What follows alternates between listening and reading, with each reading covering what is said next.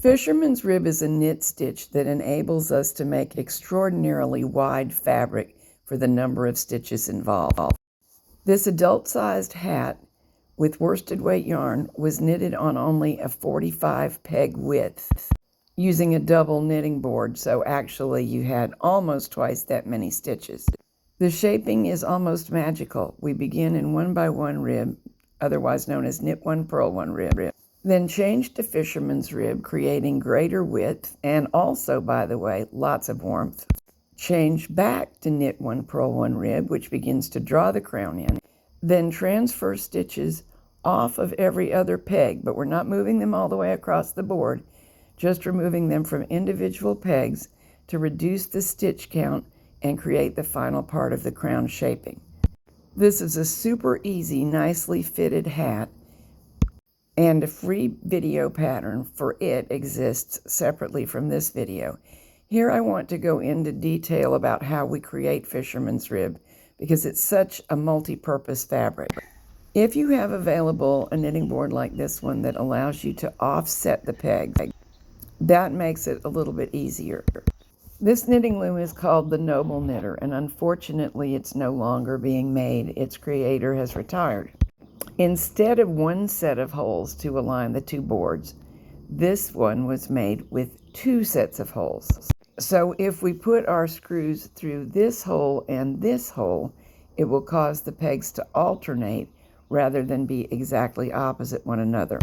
During this movie, you may see me knit with any of these three loom hooks. Everybody always asks me about them, and I will tell you they're all homemade. My husband helped me to make them.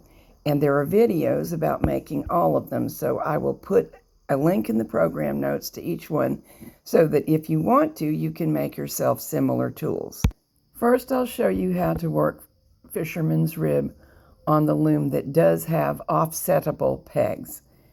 Then we'll move on to the other one. The stitch looks just the same. You just have to think about it slightly differently from loom to loom. In both cases, we'll be using a wrap that isn't used very often in loom knitting, moving back and forth across the loom from peg to peg, catching every one in order, no skipping of pegs. And in both cases, one side of the loom will have one more stitch than the other side. We start where the yarn emerges from a stitch. That stitch was knitted over last row, although last row the other pegs on this side were collecting loops. Wrap zigzagging across, to and fro, all the way across the work. Make every effort to keep your wraps reasonably loose, not loose enough they fall off. But there is no advantage to wrapping really tightly, and it's harder on the yarn and on the loom and on your hands when you go to knit over. So gentle wrap is what we're after. Now, if periodically you would like to secure the work, go to the side that's collected multiple loops. This is the third, and knit 2 over 1. Whoops, there we go. Both have to go over, and that'll help to anchor the remainder of the work while we continue knitting across the row. If you expect interruptions or you're knitting in the car, that's an especially good technique. The wrap for every single row is the same. As you can see on this side, the new wrap is creating a second row of loops. We'll let that sit. It won't knit off until next row. Here we are approaching the end, and in this case we're wrapping. The end peg is on my side, the side that already has 2 loops in most cases. It won't on the very end stitch, but whether this last peg is on the side that has 2 loops or on the side that doesn't, we do knit it over every row. It's not really part of the Fisherman's Rib pattern. This side must be allowed to continue collecting its loops. This side is ready to knit over. We knit 2 over 1 all the way across.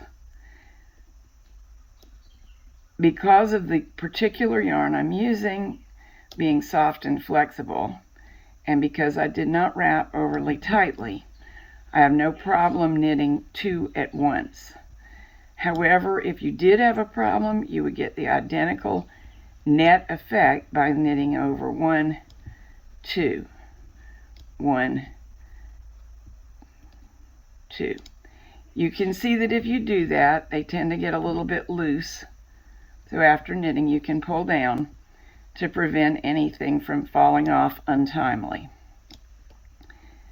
Don't forget and think there was a problem if you get up to a point at which you already knitted 2 loops over to anchor the stitches. Just keep in mind you did that. And if you can't keep in mind that you did it, you can see 1, 2 loops were knitted over. It is impossible to make a mistake about which side you should be knitting, because the side you should be knitting has 3 total loops on it. The side you should not be knitting at any one time only has 2. Every row is wrapped in the same manner. You may turn the board so that the side with 3 loops is towards you. Always knit over the final peg. Count every single row that is wrapped as a whole row. So when you go to count up your stitches or your rows, actually looking at the fabric, if you have, for example, knitted 20 rows, you will see 10 stitches moving up the fabric. Once we get all the way across, I'll show you how to count rows and what the Fisherman's Rib looks like as compared to the regular knit 1 purl 1 rib with which we began. And there won't be anything to knit over on our last peg that wasn't actually included in the wrap, because we started coming out from that stitch and came straight across. And there's enough fabric on here at this point to see the Fisherman's Rib. This piece of video was taken while I was working on the hat, and the first 9 rows are regular old knit 1 purl 1 ribbing. So every time you see a stitch, that was an entire row. But when we get up to the Fisherman's Rib, of course, every time we see an individual stitch, it actually accounts for 2 rows. And then 1, 2, 3, 4, 5, 6, 7, 8 vertical loops or stitches running up looking like a little chain represents 16 rows up to that point. And we've knitted enough now that you can see the value of the Fisherman's Rib. There are knit stitches on both sides with purl stitches between, but since they're tucked purls, and hand knitters would call them brioche, the net effect is that the fabric gets wider.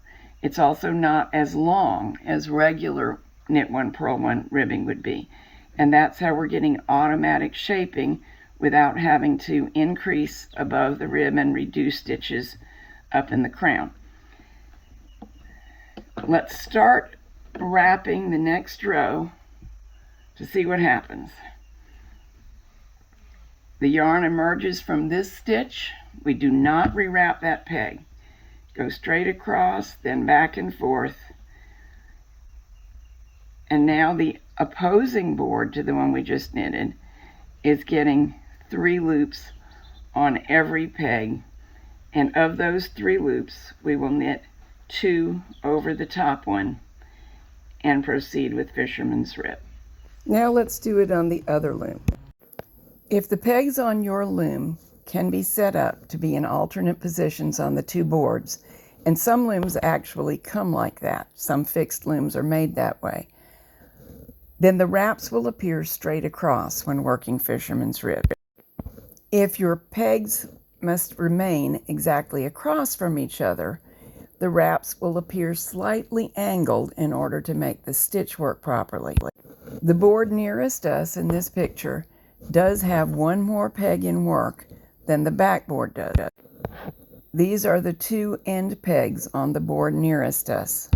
When working on the hat, I sometimes refer to these as the outer pegs. They literally are the outer pegs on the other style of loom.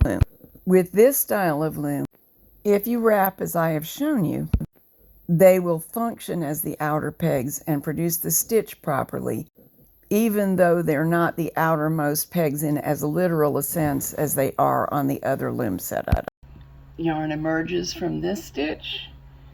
We wrap across, back and forth. The wraps must be parallel, exactly mimicking the angle of the wraps on the row below. To and fro across. The end stitch gets special treatment even if this were not a row that we would be knitting on this side, and it is not, because this, I just put the second wrap on here, and we need to work on the side that has 3, but the end stitch gets knitted nevertheless. The rest of these should all have 3 wraps. 2 of them come over.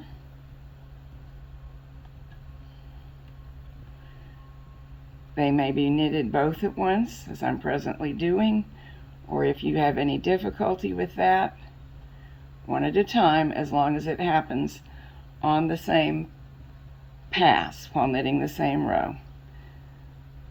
Depends on your particular loom and its configuration, as well as your yarn and your loom tool, whether knitting over all, well, 2 over 1 will be easier, or doing them one at a time. At the end of the row, it's usually best to pull down, get all those loops out of the way, and again, the need to do it varies with the exact style of loom. Now you can see why this is so useful. Look how wide our knitting is getting. And it's only on these few pegs.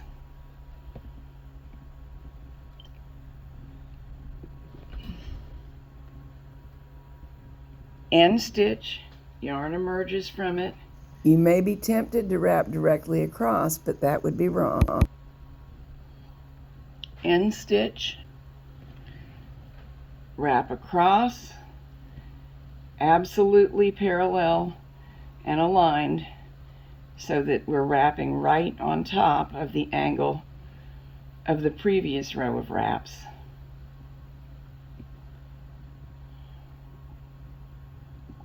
End stitch. This will only have one loop to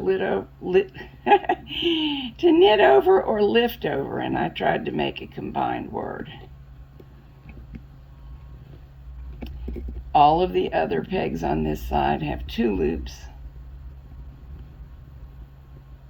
1, 2, or 2 at a time. This is what you need to be careful of. If this one wants to migrate back here, we want to tell it no. That'll alter the look of the stitch, and not in a good way.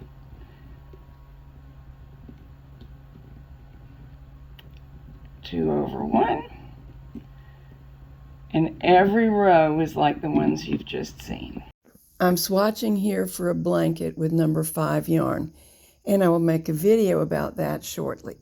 Before I say goodbye for today, there are a couple of things I want to show you. The full Fisherman's Rib that we've just been knitting requires a cast on that will stretch a lot widthwise.